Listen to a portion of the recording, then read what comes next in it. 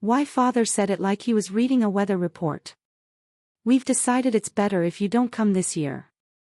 27 relatives heard him say it. 27 people set down their forks in my parents' dining room, under the good chandelier, the one we only turned on for holidays, and not one of them said a word. My sister had told them I was drama. 2 words. That's all it took to erase 34 years. My name is Meredith Cole. I'm 34 years old. I'm a senior accountant at a mid-sized firm in Columbus, Ohio, and for most of my life, I was the daughter who fixed things quietly so no one else had to notice they were broken. This is the story of the Thanksgiving I got uninvited from my own family's table in front of everyone who has ever mattered to us. It's also the story of the letter that arrived 4 months later, on my mother's good stationery drawer, that made every single one of them wish they had let me stay. But that comes later.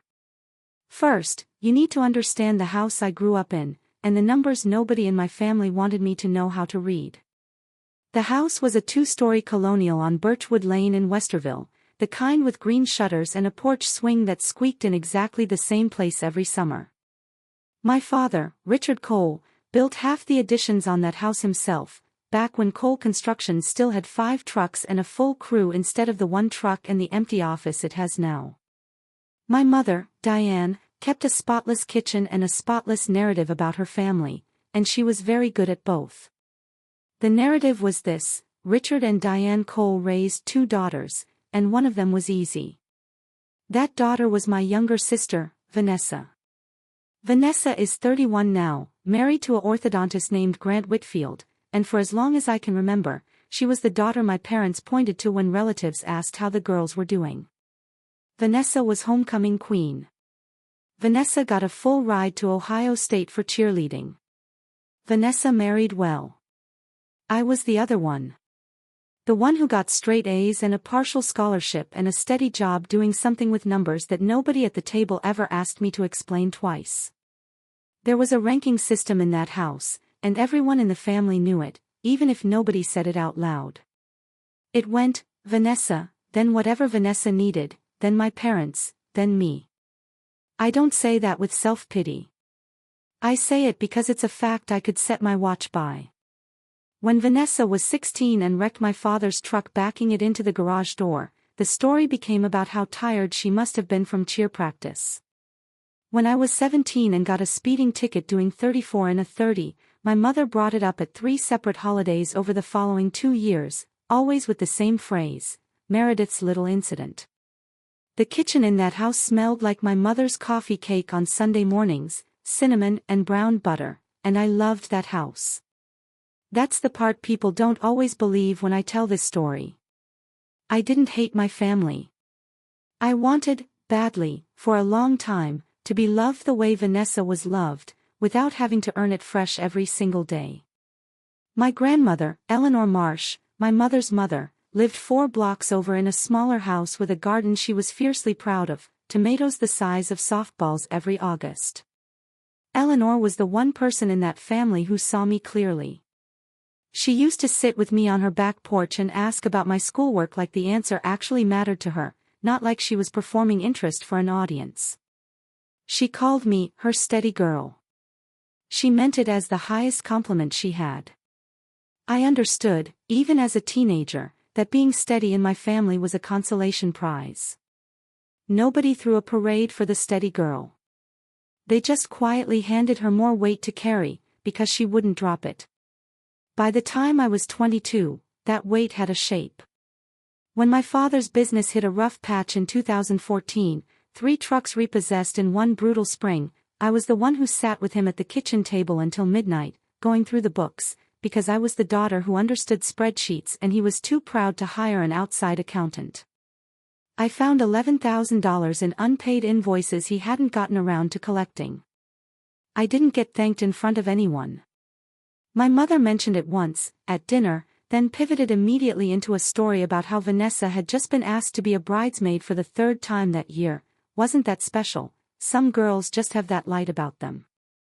Vanessa's wedding, 4 years ago, cost my parents $96,000.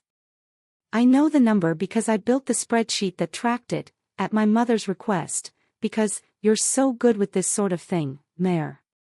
Marquee tent, orchid centerpieces flown in from 3 states away, a live 8-piece band, a designer dress that alone ran $11,000.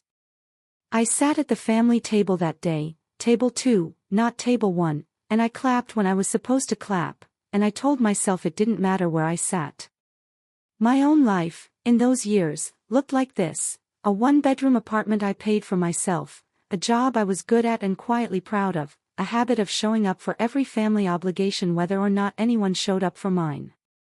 When I passed my CPA exam on the first attempt, a 5-line email from my mother said, "That's wonderful, honey, by the way, did you get my message about Thanksgiving?"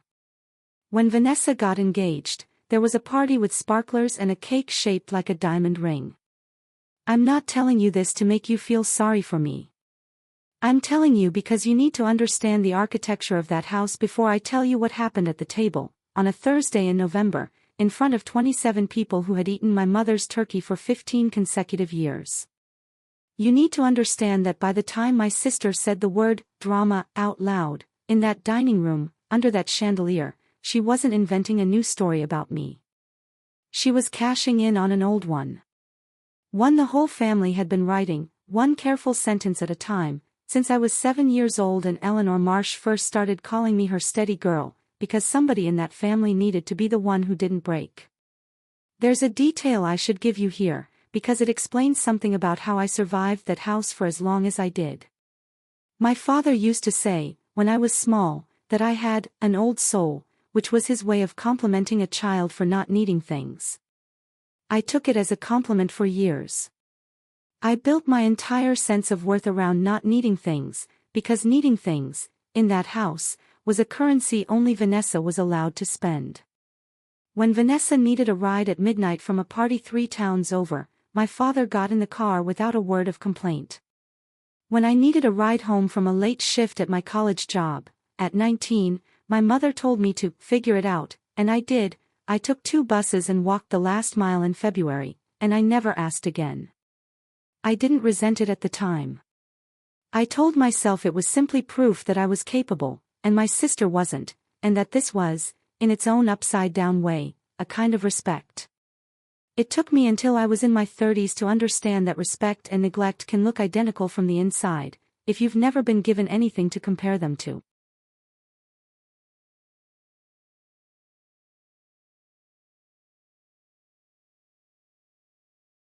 What none of them knew, that Thursday, was that 18 months earlier, my grandmother had died, and she had left something behind that was about to make being steady the most dangerous thing I had ever been.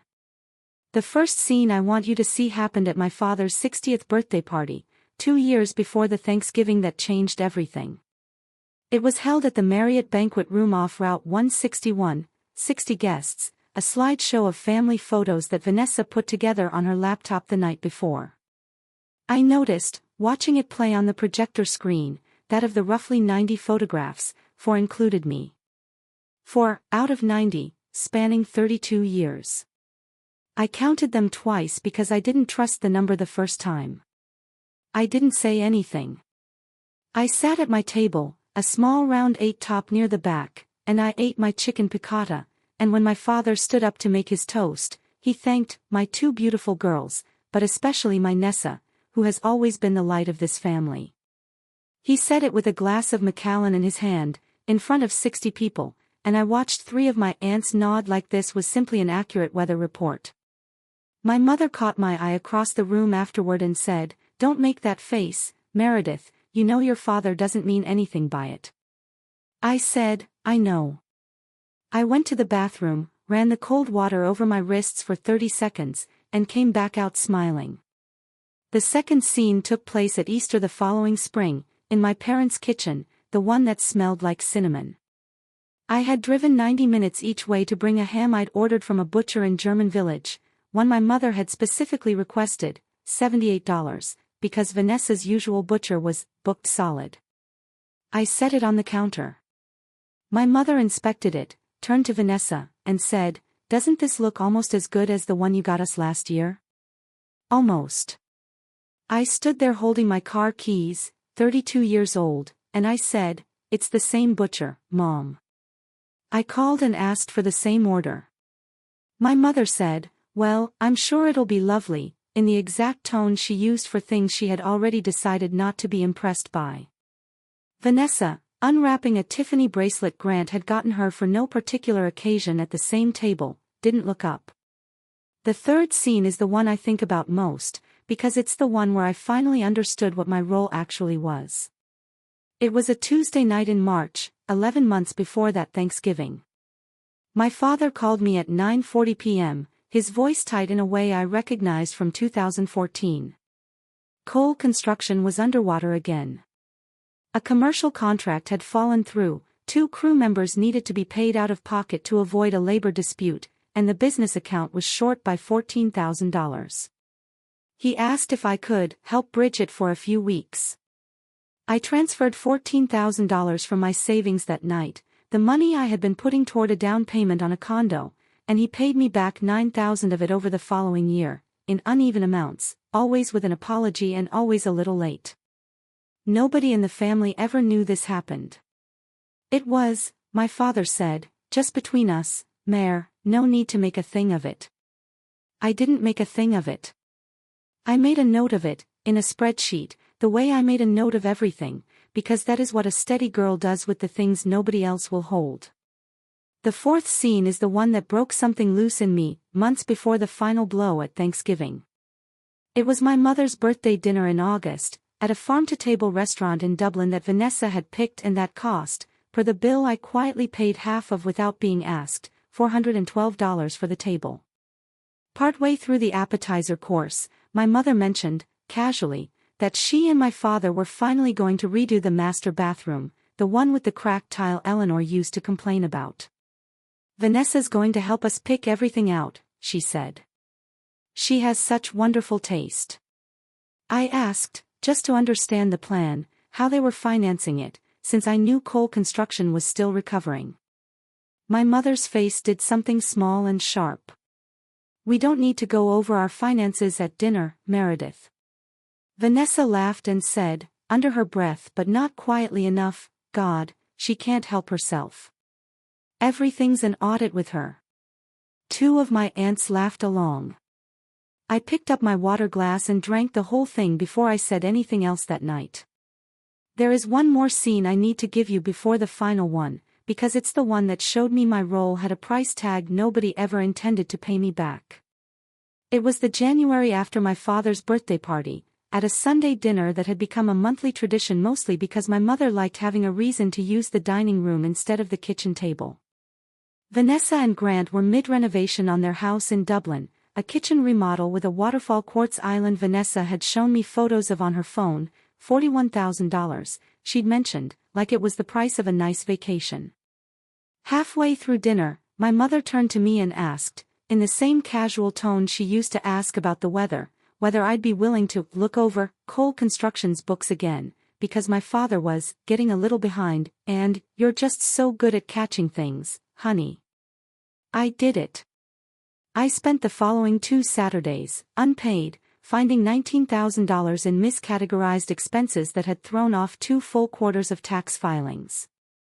When I handed my father the corrected spreadsheet, he said, "You're a lifesaver, Mare," patted my shoulder, and asked if I'd mind not mentioning it to Vanessa, because he didn't want her worrying about the business while she had so much on her plate with the renovation. I said I understood. I always said I understood. The fifth scene is the one where it finally, formally, ended. It happened at that Thanksgiving, the one I already told you about, the one where 27 relatives sat under the good chandelier and heard my father say the sentence that started this whole story. But I need to back up 10 minutes before he said it, because that's where the real damage was done, and my father's line was only the executioner. My sister was the judge. We were clearing the appetizer plates when Vanessa brought up, unprompted, in front of my Aunt Carol and Uncle Denny and 11 cousins and both sets of grandparents-in-law that Grant's family had brought that year, a conversation she and I had had privately 3 weeks earlier. In that conversation, I had asked her, gently, whether she and my parents had ever considered that the way things were divided in this family, financially and otherwise, might not feel entirely fair to me. I had asked it kindly. I had asked it because Eleanor had just died 5 months earlier, and something about losing the one person who saw me clearly had made me finally want to say the quiet part out loud, just once, just to my sister, just between us. Vanessa stood up at the table, wine glass in hand, and said, loud enough for the whole room, "Can we please not do this again? Meredith called me 3 weeks ago and basically accused me of stealing her childhood. I'm so tired of the drama. Every single holiday, it's something. She can't just let people be happy." She said it with a small, practiced laugh, the kind designed to make the room laugh with her, and the room did laugh, a ripple of it, uncomfortable but real, moving down both sides of the table. I did not raise my voice. I set down my fork. I said, "That's not what I said, Vanessa." My voice came out quiet, almost gentle, which I think surprised people more than yelling would have. My mother reached over and put her hand on my father's arm, the universal signal in that family for do something, and my father, 62 years old, cleared his throat, looked down the table at 27 relatives who had gone very still, and said the sentence. "We've decided it's better if you don't come this year." He said it in the same voice he used to announce the ham was ready to carve. My mother did not correct him. My sister did not correct him. 27 people, some of whom I had known my entire life, some of whom had eaten my cooking and slept under my roof and borrowed money from me without asking twice, sat in that dining room and let the silence stand as agreement. I looked at my plate. Sweet potatoes, a little cinnamon on top, the way my mother always made them. I looked at the chandelier, the good one, the one we only turned on for holidays. I looked at my sister, who was already reaching for the wine bottle again like she'd finished a piece of unpleasant business and was ready to move on with her evening. I stood up. I did not slam my chair. I pushed it in, carefully, the way you push in a chair when you intend to come back for it someday, on your own terms, and not 1 second before. I said one sentence to the table, and I want you to hear it exactly the way I said it, because it is the last thing I said in that house for 4 months. "Okay," I said. "I understand." Then I picked up my coat from the front hall closet, the one I had hung there 15 years running, and I walked out the front door into the cold, and I did not cry until I was 3 blocks away, sitting in my car outside a house that used to belong to a woman named Eleanor Marsh, who would have known exactly what to do next. I sat in that car for 11 minutes. I know because I watched the clock on the dashboard the whole time, the way you watch something small when the thing that's actually happening is too big to look at directly. I didn't call anyone. I didn't scroll through my phone looking for sympathy. I sat with my hands on the wheel and I let myself feel exactly what I felt, which was not sadness, not really. It was clarity. 27 people had watched my family erase me, and not one of them had stood up. Not my Aunt Carol, who I'd driven to chemo appointments the winter before. Not my cousins, who I'd helped move apartments, watched their kids, sent birthday cards to every year without fail. Silence, all the way down the table. I thought about Eleanor. I thought about the last thing she'd said to me, 5 months before she died, sitting on that porch with a blanket over her knees because the chemo had made her cold all the time. "You've spent your whole life being the steady one, Mare, someday that has to be worth something to somebody besides you." I didn't know yet what that meant. But I knew, sitting in that car, that I was done handing my steadiness to people who only valued it when it was convenient for them. I started the engine. I did not drive home.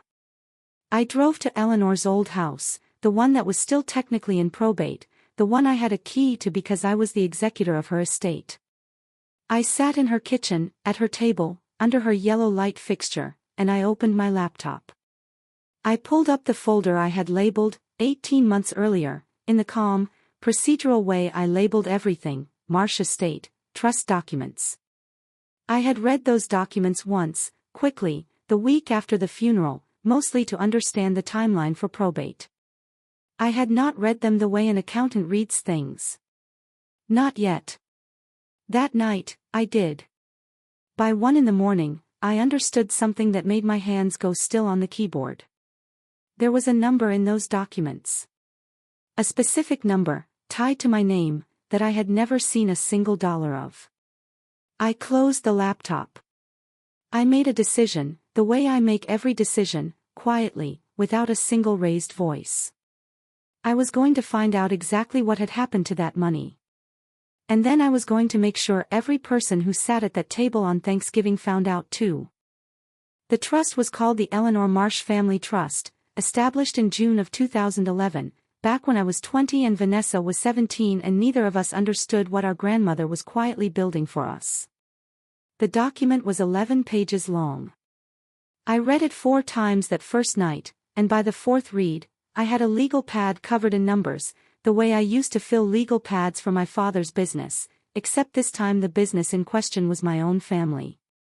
The trust held $374,000 at the time of Eleanor's death, split into 2 equal shares of $187,000, one for me and one for Vanessa. The distribution clause was simple: each granddaughter would receive her full share upon turning 30, administered until then by 2 co-trustees. The co-trustees named in the document were Richard Cole and Diane Cole. My parents. I turned 34 years before that Thanksgiving. I had never received $1. Vanessa turned 32 years earlier. According to the wedding budget spreadsheet I myself had built at my mother's request, the one tracking that $96,000 event, a large transfer of funds had appeared in the family's shared planning account 11 days before the wedding, listed only as family contribution, V. I had never asked where that contribution came from. I had assumed, the way I assumed most things, that it wasn't mine to ask. That night in Eleanor's kitchen, I logged into the online portal for the trust's brokerage account, a portal I had access to only because I was named as the trust's successor trustee upon Eleanor's death, a detail my parents had apparently forgotten when they'd been the only ones checking those statements for the last 4 years. I pulled every transaction going back to 2011. Here is what 14 years of statements told me, laid out in numbers instead of feelings, which is the only way numbers have ever made sense to me. In March of 2019, $61,400 moved from the trust account directly into the operating account of Cole Construction, LLC, labeled internally as a trustee administrative loan. No loan agreement existed anywhere in the trust file. No repayment schedule. No interest terms. In September of 2021, $89,600 moved from the trust account into a joint account belonging to Richard and Diane Cole, and from there, in smaller increments over the following 6 weeks, into vendor payments for Vanessa's wedding, the tent company, the florist, the band, the dress. In the 4 years since, an additional $36,000 had been withdrawn in scattered increments, each one labeled trustee fee, despite the trust document specifying that trustee compensation could not exceed 1% of trust assets annually, a figure that would have capped those fees at roughly $3,700 a year, not the $9,000 average my parents had actually been taking. Total withdrawn from the trust, outside the terms of the document that governed it, $187,000, almost to the dollar. My exact share. Gone, 4 years before I would have ever been told it existed, into a business bailout I had already personally covered part of with my own money, and into a wedding I had sat at table 2, clapping on cue. I did not scream in that kitchen. I want you to understand that. I sat very still, and then I picked up my phone, and I called the one person in my family who had never once made me feel like the wrong daughter. My uncle Walt Marsh, Eleanor's younger brother, picked up on the second ring, even though it was past 1 in the morning. Walt spent 31 years on the bench as a probate and family court judge in Franklin County before he retired. He listened to me for 11 minutes without interrupting, which was, in itself, a form of love I hadn't received from anyone else at that table in a very long time. When I finished, he said, "Send me everything tonight. Don't call your mother. Don't call your sister. And Meredith, you did nothing wrong by asking a question at that dinner table. Do you understand me? Nothing." Walt gave me the name of a trust litigation attorney the next morning, a woman named Patricia Nguyen, who had handled 2 of his old cases before retirement and who he trusted with, in his words, the kind of family that thinks money makes them exempt from math. I met with Patricia 4 days after Thanksgiving, in her office on the 9th floor of a building downtown, with the trust documents, the brokerage statements, my own personal spreadsheet from the wedding, and copies of 3 years of texts between me and my mother in which I had, more than once, gently and unsuccessfully, asked when the girls would be getting their grandmother's gift, a phrase my mother had always deflected with some version of, when the time is right, honey, don't be so. Patricia read through everything for 40 minutes without speaking. Then she looked up at me and said, "This isn't a gray area. This is a documented breach of fiduciary duty by 2 trustees, against a beneficiary who was of legal age to receive her distribution 4 years ago. You have a very strong case, Miss Cole. The question is what you want to do with it." I told her I wanted 2 things. I wanted my $187,000, plus the interest it should have earned sitting untouched in that account for 4 years, which Patricia calculated, using the trust's own stated conservative investment return of 5% annually, at an additional $27,850. A total demand of $214,850. And I wanted it delivered somewhere my family couldn't quietly bury it in a private phone call the way they'd buried every uncomfortable truth in that family for 34 years. Patricia drafted the letter over the following 3 weeks. It was 4 pages, on her firm's letterhead, citing Ohio Revised Code Section 5808.02 on trustee duties of loyalty and Section 5810.04 on trustee liability for breach, laying out every transaction by date and amount, and demanding full repayment within 30 days or the matter would proceed to litigation in Franklin County Probate Court, where, Patricia noted in the final paragraph, both the transaction records and the underlying facts would become part of the public court file. I asked Patricia to hold the letter until I told her. I had one more thing to arrange first. Christmas was 5 weeks away, and my mother had already sent the group text confirming it would be at the house on Birchwood Lane, same 27 names on the list, chandelier and all. Patricia asked me, before I left her office that first day, whether I understood that once this letter went out, there would likely be no going back to whatever version of my family had existed before. I told her I already knew that.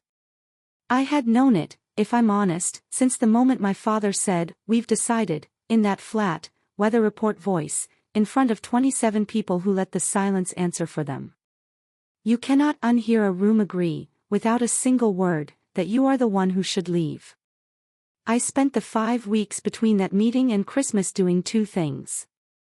I built a second spreadsheet, separate from the trust documentation, cross-referencing every dollar my own accounts showed leaving my name and entering my family's over the previous 12 years, the $14,000 for the 2019 bailout, $9,000 of it repaid unevenly, the $78 ham, the 2 unpaid Saturdays reconciling Cole Construction's books the January before, countless smaller amounts that had never seemed worth mentioning individually and had, added together, come to just under $31,000 across a decade.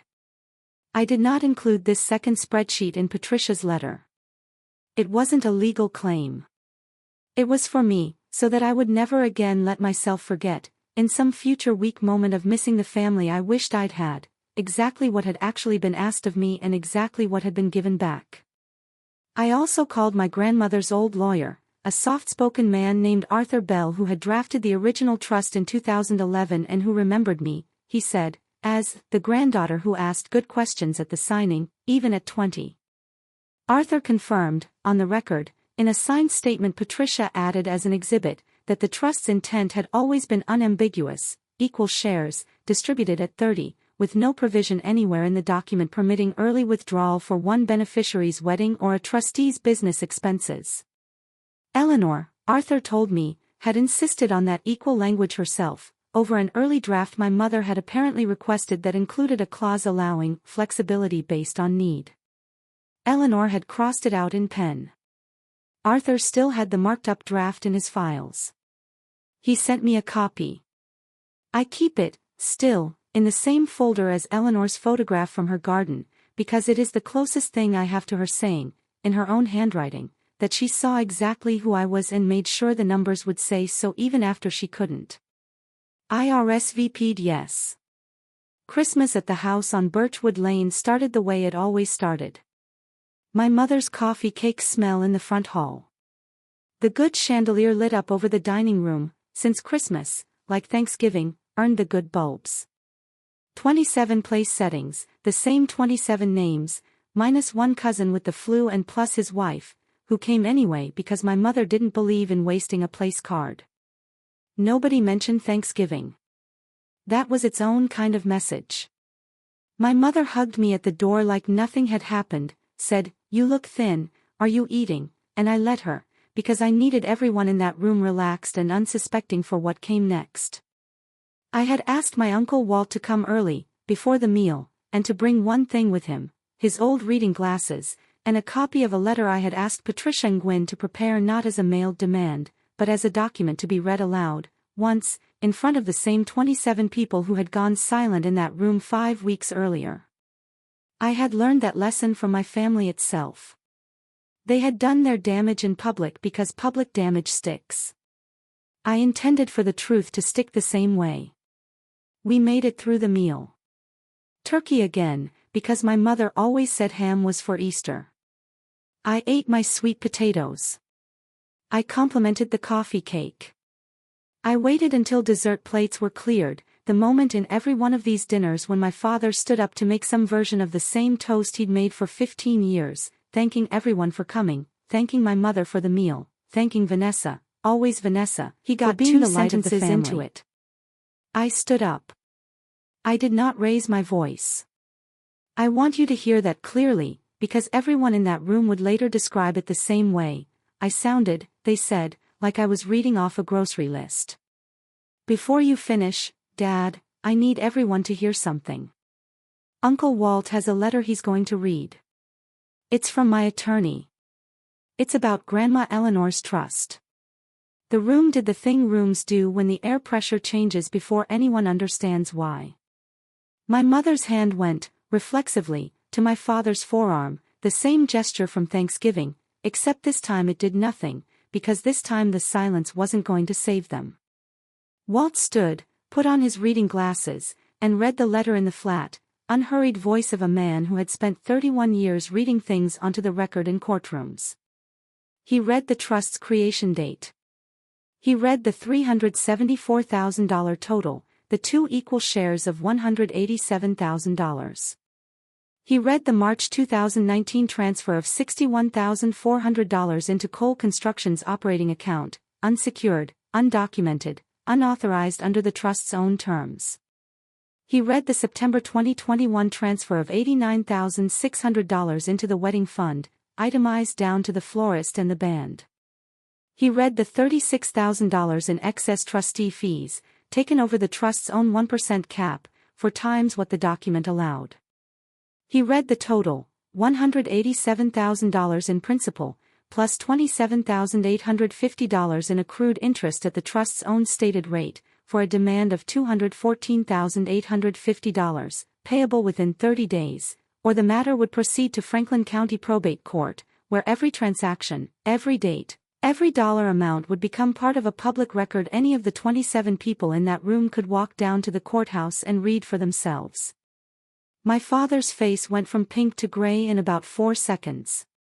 I watched it happen, and I want to describe it exactly once, exactly as it was, and then never again, because that is not the part of this story that matters most to me. He set down his wine glass, and his hand was not quite steady when he did it, and it clinked once against the plate before he got it flat on the table. Vanessa said, "This is insane, this is not the time," but her voice had lost the practiced lightness it had at Thanksgiving.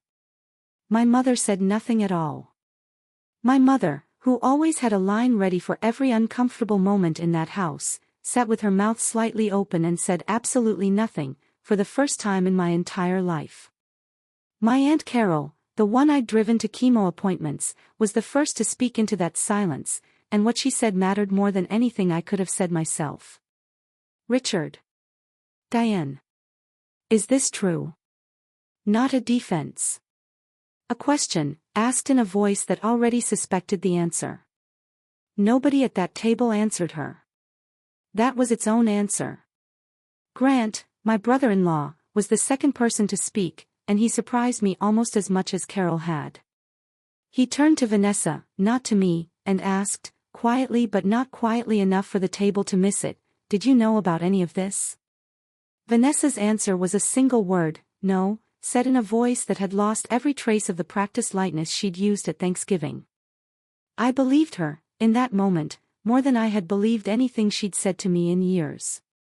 My cousin Danny, the one whose apartment I'd helped move twice, said nothing at all, but he stood up from his seat and came to stand next to me by the closet, which was its own kind of answer too. My father tried, once, to speak. "Meredith, we can talk about this privately, there's no need to," I cut him off, not with volume, but with the same flat evenness Walt had used to read the letter. "You made your decision about privacy in front of 27 people 5 weeks ago, Dad. I'm just using the same room." I let the silence sit exactly as long as they had let mine sit 5 weeks earlier. Then I said the only thing I had planned to say all along, the thing I had practiced in Patricia's office until it came out as flat and factual as a bank statement. "I'm not asking anyone here to take my side. I'm asking you to look at the dates. I'll be at the courthouse if anyone wants to see the rest for themselves." I picked up my coat from the same front hall closet. I did not slam the door. I closed it the way you close a door on a room you have finally, fully finished with.